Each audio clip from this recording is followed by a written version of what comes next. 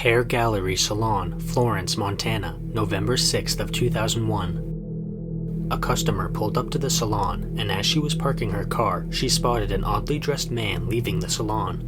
He was wearing a large black coat and a top hat.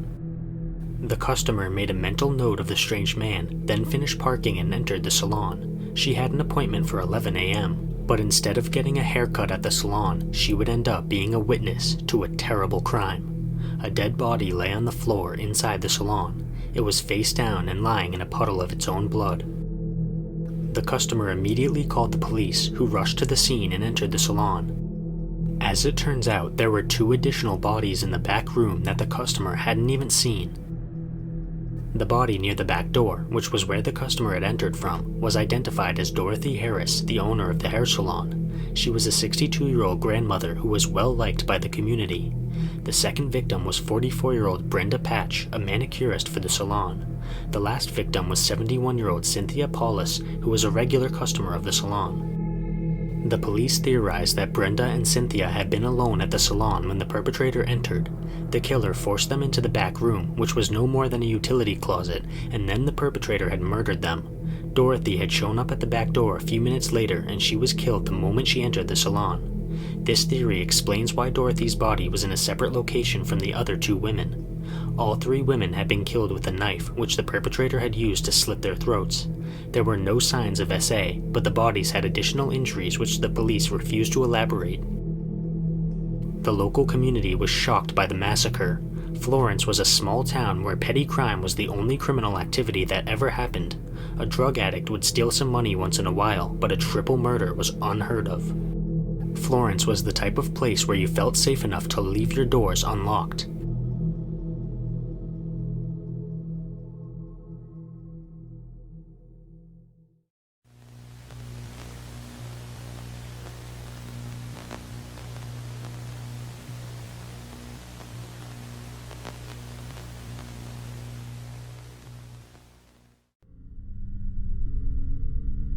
The investigation into the massacre struggled right from the jump. Ravalli County Sheriff Perry Johnson stated that, "I can safely tell you right now we haven't developed a motive. We haven't developed that scenario yet that is going to allow us to clear this case up." No items of value had been stolen from the salon. In fact, the only missing items were a few capes, which had little to no value, meaning the motive wasn't a robbery gone wrong. The lack of evidence for SA also eliminated that as a motive. At a loss, the investigators began searching through the personal information and backgrounds of each victim. The only potential lead they discovered was that a business partner of Dorothy had a contentious relationship with her, but this was ultimately ruled out as a motive.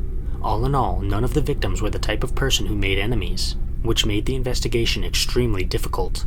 Something the authorities focused on was the fact that the murders had been committed just minutes before the customer walked into the salon. Dorothy had visited the bank just 30 minutes before the customer arrived, and her bank was a 15-minute drive from the salon. Sheriff Johnson said, "We think this is really significant. We believe that this woman walked into the salon within a minute or 2 of the murders." Investigators also found a palm print and a pair of sunglasses at the crime scene, but they did not elaborate on exactly where they were. According to Sheriff Johnson, the reason they weren't releasing this kind of information is because they wanted to use it to verify the testimony of any suspects. During the investigation, several more witnesses came forward to report seeing a man dressed in a black coat and top hat walking through the area. This man was described as young, either in his 20s or 30s, and 6 feet tall with narrow facial features. A bloodhound found the man's scent on the grass in front of the salon, as well as in the alley to the side of the building. After this, the scent traveled north through the back streets of Florence, then across a school parking lot, and it was finally lost in a pasture roughly 4 blocks away from the salon. Another bloodhound was brought in the next day, and this time it tracked the scent from the pasture to a house across the street, but the police stated that the owner of the house had a condition that prevented him from doing any strenuous physical activities. This ruled him out as a murder suspect. The man in the coat and top hat has never been found. The Ravalli Sheriff's Office contacted the FBI, the United States Attorney's Office, the DEA, and the United States Marshal Service for assistance in the case. The FBI created a profile of the killer, but it wasn't very useful. The killer was most likely someone who was efficient in outdoor skills and hunting, and he probably had a calm demeanor. There were a lot of hunters and outdoorsmen in Florence, so this profile was basically useless. As a result of the lack of information in the case, the investigators became split by a fundamental divide in their theories. One side believed that the killer had known his victims, which was why he used a knife. The other side believed that the murders were completely random. The case stagnated and became a terrifying piece of Florence history until 2005, when the authorities announced they had a new suspect.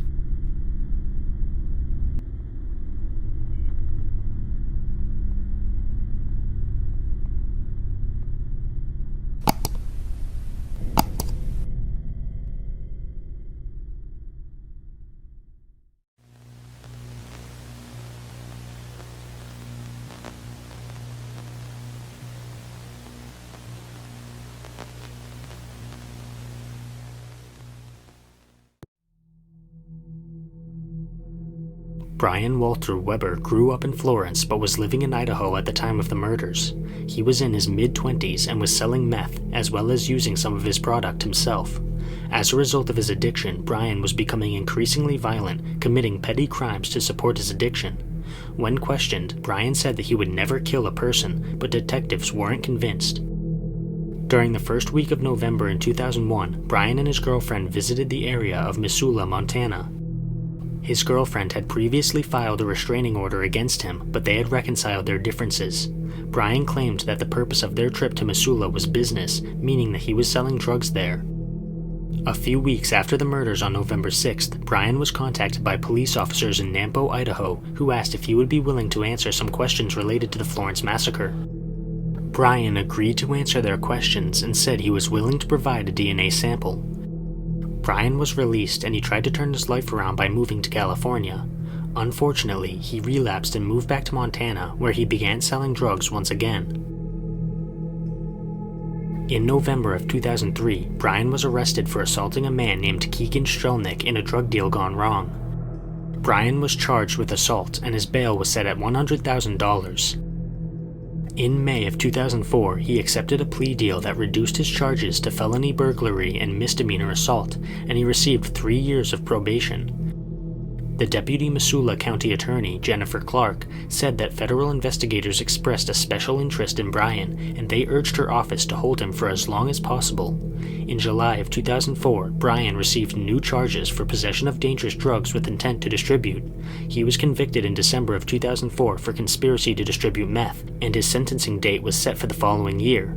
In May of 2005, he was sentenced to 24 years and 3 months in federal prison. It was shortly after Brian's sentencing that an anonymous source began communicating with a Missoulian newspaper. In regards to the Florence Massacre, the source said, "They've got the guy locked up, so there's no real hurry. They've got the time to make sure they've got it all right before they go ahead." Later that year, Brian's name officially made its way into the media as a suspect in the Florence Massacre. He had allegedly made comments to 2 different sources in prison that shed suspicion on him, but he continued to deny his involvement in the massacre. In 2006, Ravalli County officials enlisted an inmate named Perry Willingham to help them get more information from Brian. A listening device was installed in the cell that he shared with Brian, but his involvement with the authorities soon became common knowledge. Brian threatened to murder Perry, which caused him to request a transfer to a prison in Ravalli County. He ended up transferring again when he found out that Brian had connections in Ravalli County. Later that year, Brian's lawyers managed to get one of his convictions dismissed, and his 24-year sentence became a 10-year sentence. As a result, the investigators who were working on the Florence case had to start rushing to put together a case against Brian. At this time, the police had a second suspect in the case, someone they believed had worked with Brian to plan the Florence Massacre. Lincoln Christopher Benavides had begun using drugs when he was just 9 years old, and he lived on the streets for a brief period during his teenage years. He had numerous mental and emotional issues that overshadowed his desire to become a better man than his father was, and he started selling drugs. His career eventually landed him a position as the head of a small drug syndicate that sold meth across Idaho and Montana.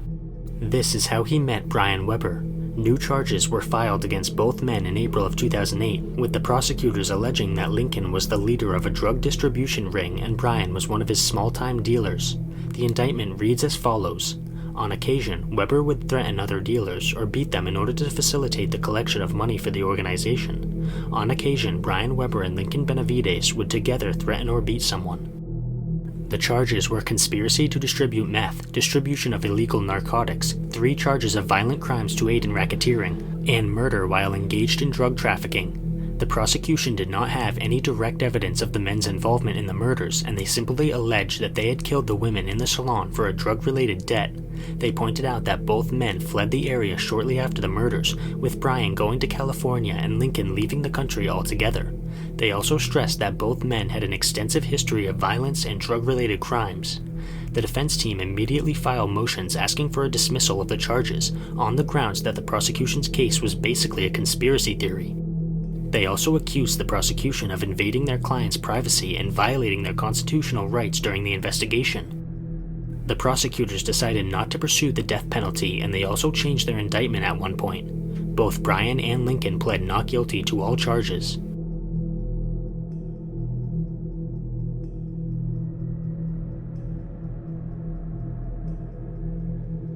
Click the join button to become a member today. Channel members receive exclusive content as well as early access to all my content.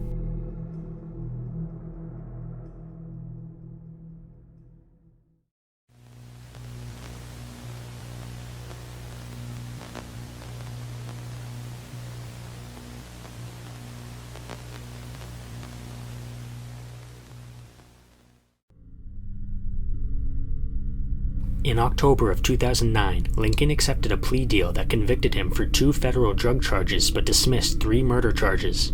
Prosecutors recommended a 30-year sentence for the drug charges, but their confidence in their own case had been quickly breaking down, and the plea deal was further proof of this. However, many residents of Florence were outraged by these developments, not wanting the alleged killers to walk free. At Lincoln's sentencing trial, the judge gave him 25 years in prison for drug charges, and he stressed the fact that the charges had nothing to do with the Florence Massacre. Lincoln expressed gratitude for being convicted, saying that he regretted his involvement in the drug trade. After Lincoln's plea deal, Brian's lawyers filed a motion for his murder charges to be dropped as well. This was unsuccessful, but 2 of his drug charges were dropped. Brian stated that the murder charges against him were based on a whole bunch of hearsay from fellow prisoners.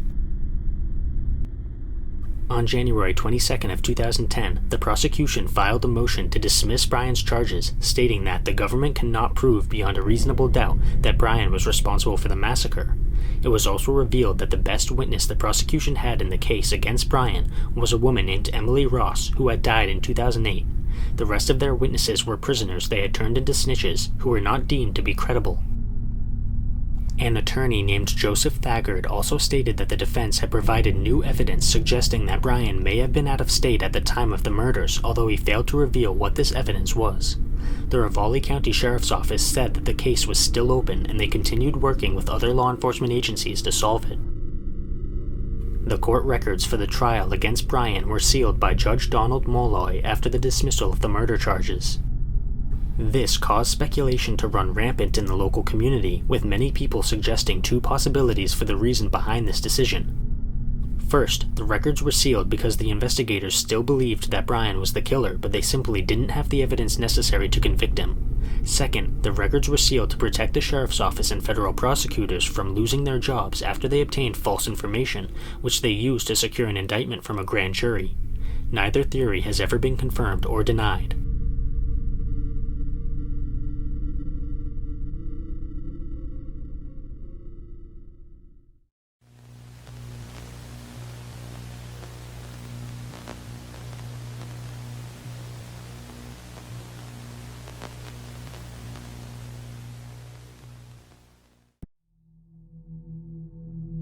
Brian's life never improved, even after he was released from prison. He was arrested in 2013 for violating probation, and then he married a woman who he proceeded to abuse. He was arrested in 2017 and charged with felony intimidation for threatening to destroy the homes of his wife and sister-in-law. Finally, in November of 2017, an FBI sting operation on a drug distribution ring resulted in Brian's last arrest. He was sentenced to life in prison. However, the Florence Massacre has never been solved. After failing to convict their suspects, detectives struggled to resume their investigation, and the case went cold. Hopefully it will thaw someday, but for now it remains one of the most terrifying and gruesome mysteries in Montana history.